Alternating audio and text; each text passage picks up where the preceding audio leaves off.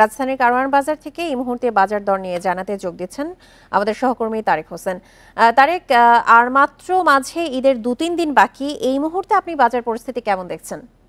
এই ঈদে জামা জুতো অ্যাক্সেসরিজের ডিসকাউন্ট।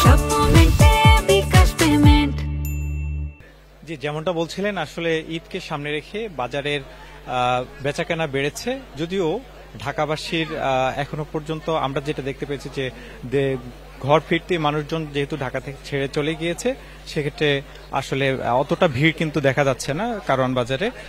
তবে আমরা বাজারে এসে যেটি দেখতে পেয়েছি যে অন্যান্য বারের থেকে কিন্তু এবার বাজার আগের দামেই মোটামুটি স্থিতিশীল রয়েছে। বিশেষ করে ঈদকে সামনে রেখে সেমাই, চিনি, গুঁড়ো দুধ সহ এই আনুষঙ্গিক পণ্যগুলোর দাম কিন্তু মোটামুটি আগের মতো স্থিতিশীল রয়েছে।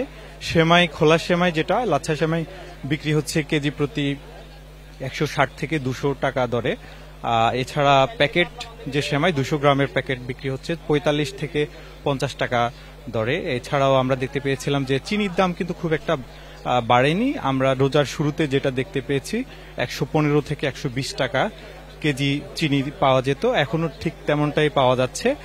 আর আমরা যেটা দেখতে পেয়েছি যে আসলে মুরগির মাংসের দাম, বিশেষ করে গরু গোশতের দাম, এগুলো মোটামুটি কিছুটা বেড়েছে দাম।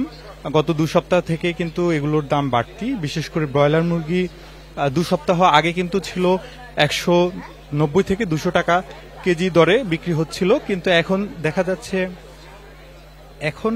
যাচ্ছে যে দরটা একটু বেড়ে গিয়েছে, প্রায় 200 থেকে 230 টাকা, এবং সোনালী মুরগি বিক্রি হচ্ছে 300 থেকে 330 টাকা দরে। এছাড়া গরু মাংসের দামও কিন্তু কিছুটা বেড়েছে, 780 থেকে 800 টাকা কেজি দরে বিক্রি হচ্ছে।